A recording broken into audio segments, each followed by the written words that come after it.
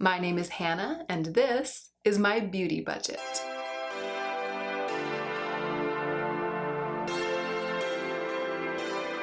"2018 was my no-buy year. With the exception of replacements for staple items, I didn't purchase any makeup, skincare, clothing, or homewares for the entire year of 2018. In the event that this is your first time to my channel and you don't know about my no-buy year, I'm going to have my no-buy year playlist linked down below and in the cards so that you can get yourself caught up if you so desire.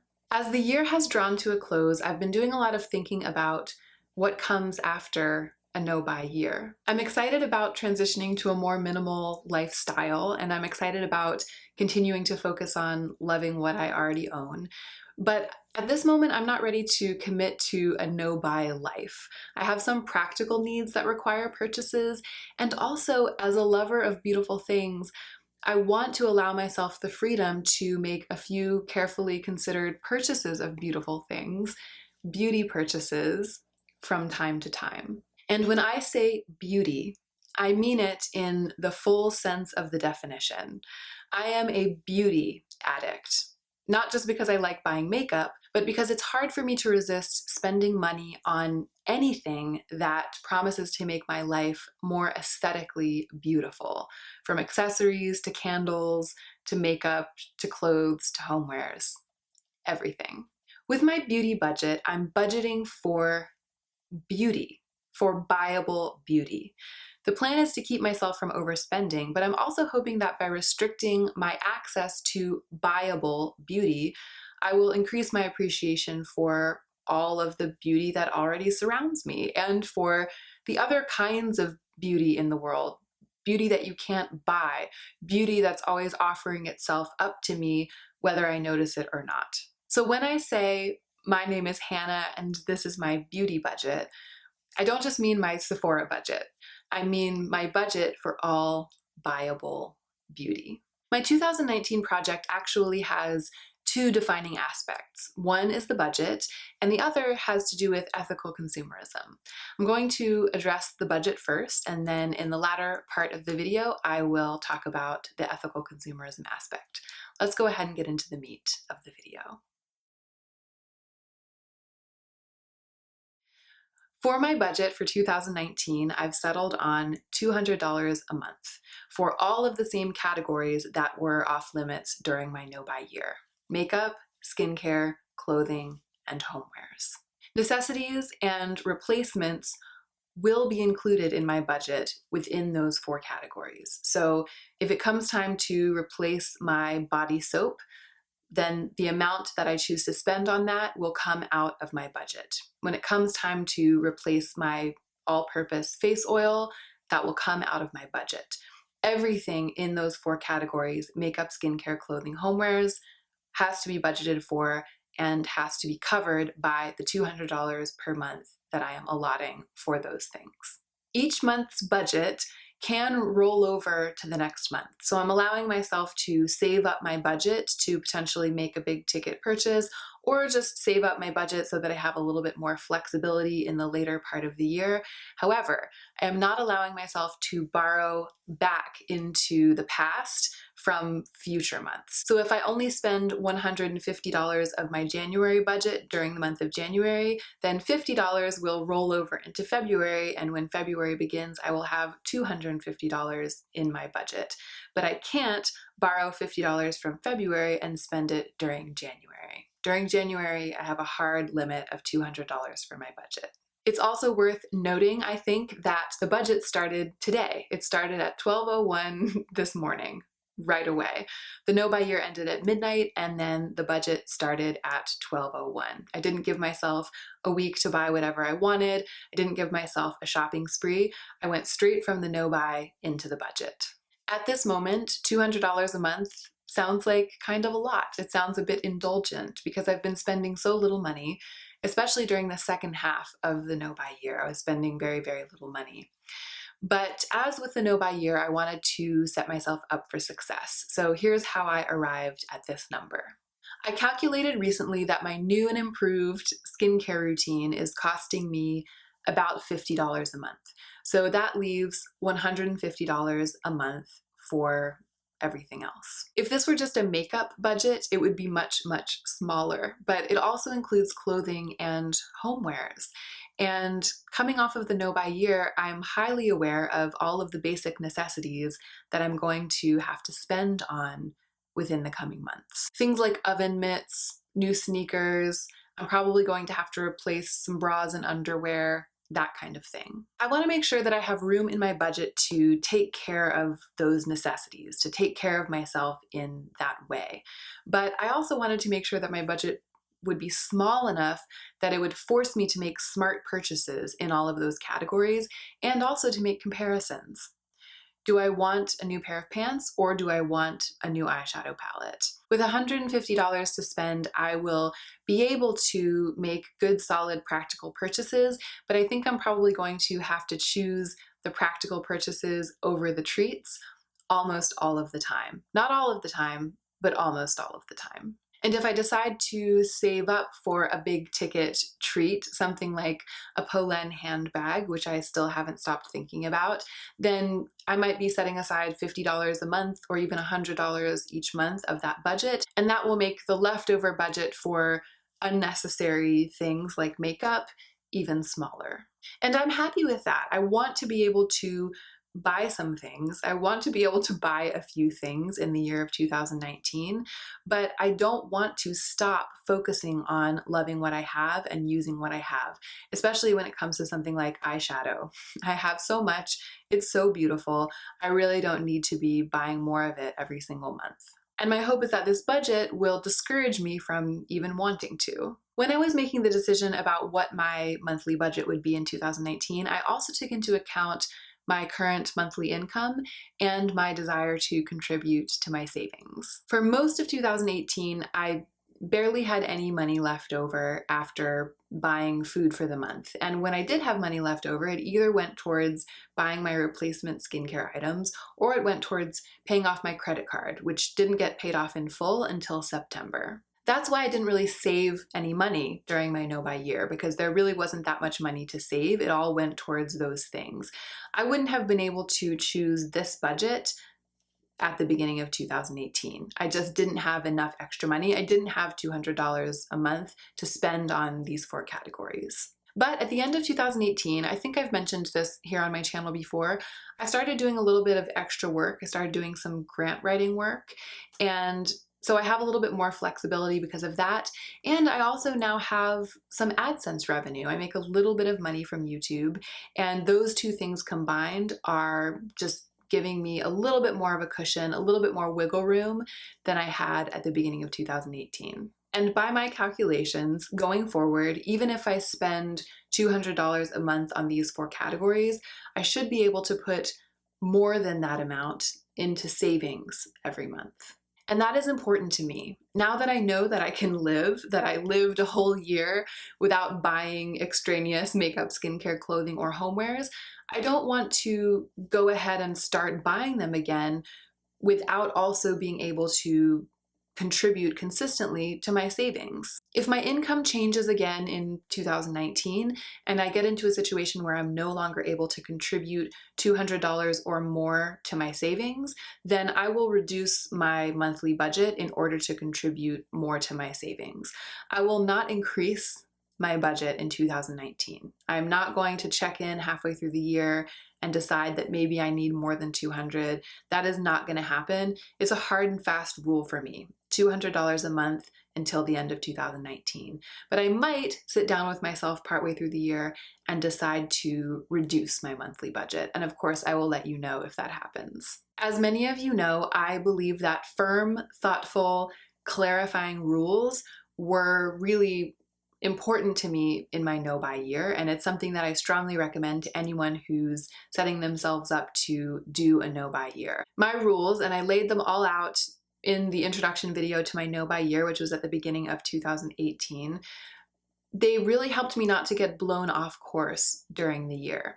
So I have also made a set of clarifying rules for my beauty budget. I've decided what I am and am not allowed to do in any given situation with regards to my budget. That way there are no gray areas. There are just clear rules, and all I need to do is follow them in order to succeed. These are the clarifying rules. True tools for work are excluded from the budget. And if you remember, tools for work were also excluded from my no-buy. So I was allowed to buy tools for work during my no-buy year. I ended up buying an external battery for my laptop for a long car ride. I ended up buying some SD cards for my camera for YouTube. Those kinds of things are not included in my budget. And when I say true tools for work, I'm talking about necessary tools for a kind of work that, for me, produces income. Food is excluded from the budget. It was also excluded from my no-buy year. Restaurants, groceries, any kind of food. I don't need to budget for food. I mean, we do budget for food separately, but this beauty budget doesn't apply to food. Gifts are excluded from the budget, meaning that I am allowed to buy gifts for other people without taking the money out of my budget. Experiences are excluded from the budget. This was true during my no-buy year as well. I don't really have a problem with overspending on experiences. I will probably spend the occasional day at the Korean spa. I will probably get the occasional massage. I will probably go to the occasional theme park, and I don't need to use my budget to buy any of those experiences. Gift cards are separate, and spending them does not affect the budget. This is different from my no-buy year. During the no-buy year, I had determined that if I received a gift card, I had to use it only to buy replacements. I wasn't allowed to spend the gift card in a way that I was not allowed to spend money. I had to just treat it the same as all the rest of my money during my no-buy year. But that's not going to be true going forward. I'm going to consider a gift card to truly be a gift. So if I've already spent my whole budget for January and somebody gives me a gift card, I can go out and spend that gift card. I've also decided that if I receive a gift I won't use and I'm able to exchange it for store credit, that's also separate from the budget. Or if I'm able to exchange it for something else, similar to a gift card. If I receive a gift and I'm going to return it to the store for credit or for a gift card for merchandise credit, that is external to the budget. If I buy something that I truly hate, which I'm going to try really hard not to do, I would like to never return to my old buy it just to try it behavior. Going forward, I am only going to make a purchase if I truly, truly hope and believe that it's something that I'm going to love and keep.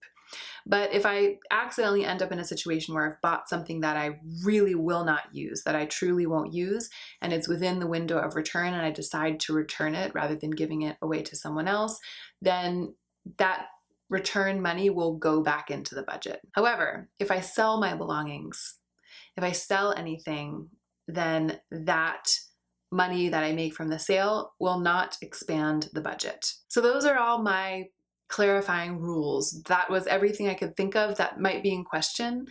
And I hope that's clear. Let me know if there's anything that you feel like I haven't covered or anything that you're wondering about in terms of my rules for my budget. I'm excited.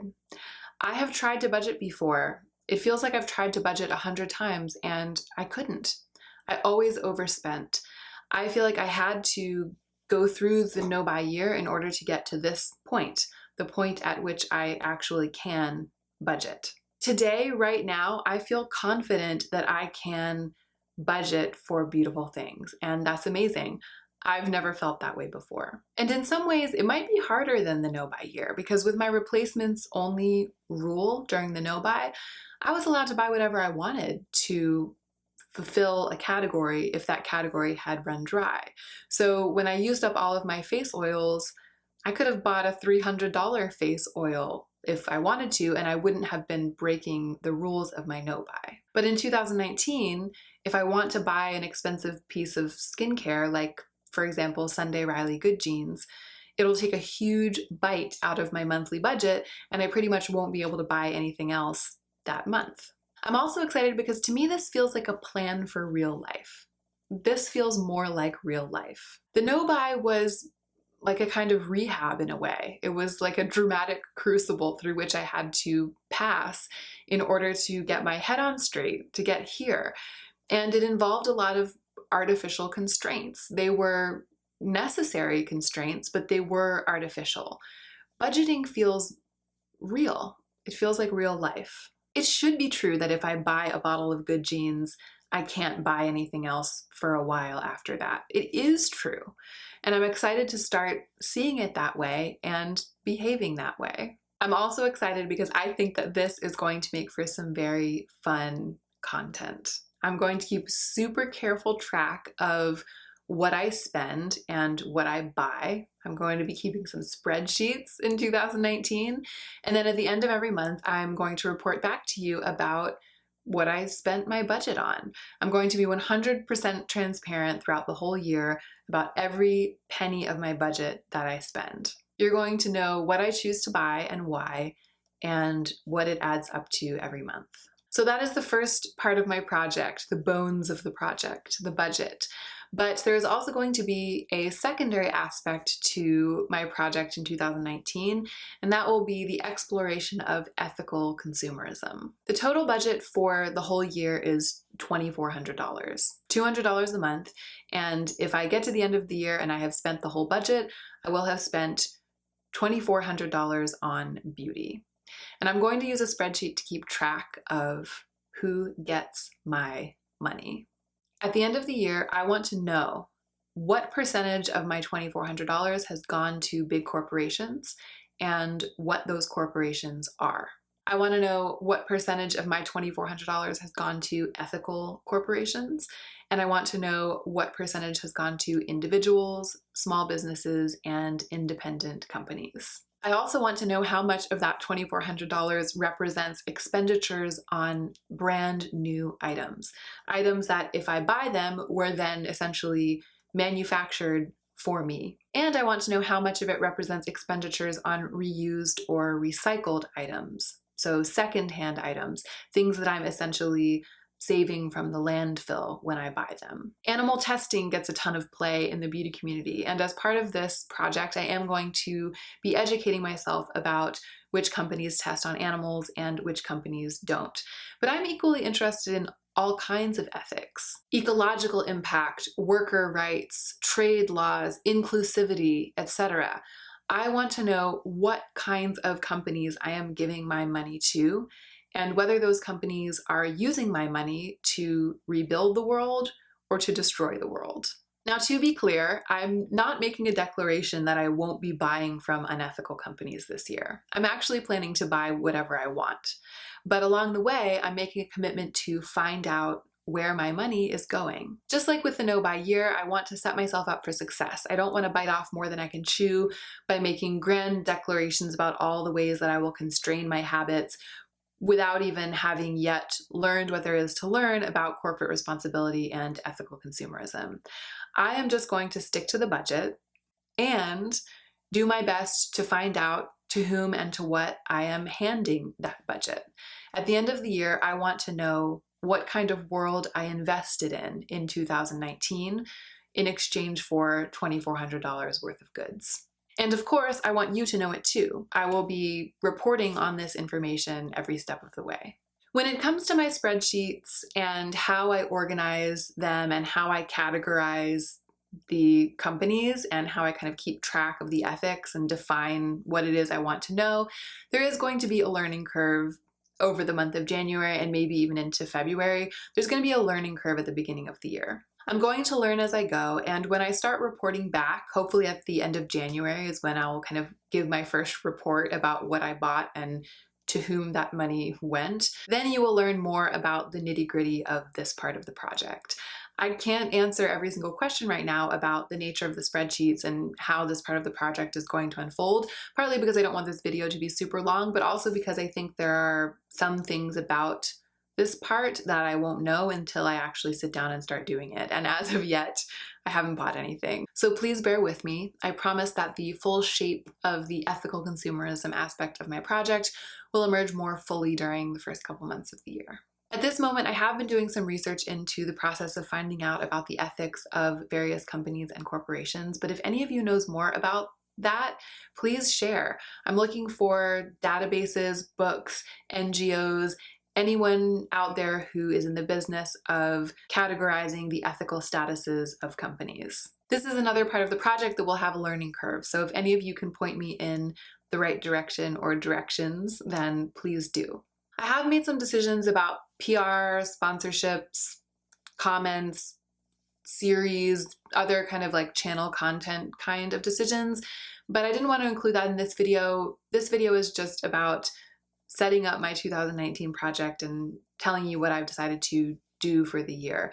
However, I am going to film a separate video, so keep an eye out for an upcoming channel changes, like a standard YouTuber channel changes video that will be appearing on my channel shortly. That is it. I'm excited to budget for buyable beauty this year and to embark on a mission to see and be fulfilled by all of the other kinds of beauty that surround me. The non-commercial, non-buyable kinds of beauty, the beauty that doesn't come from money.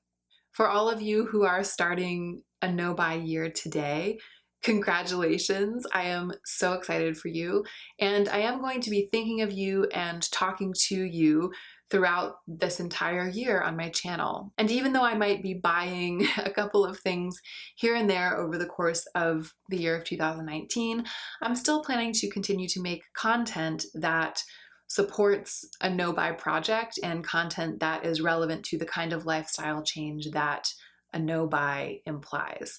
So I'm still here, I'm still yours, and I'm excited to see where this year takes us all. Thank you so much for watching. I hope you enjoyed it, and I hope you will remember to take extra good care of yourself this week so that you can be the most effective version of yourself as you do your work in the world.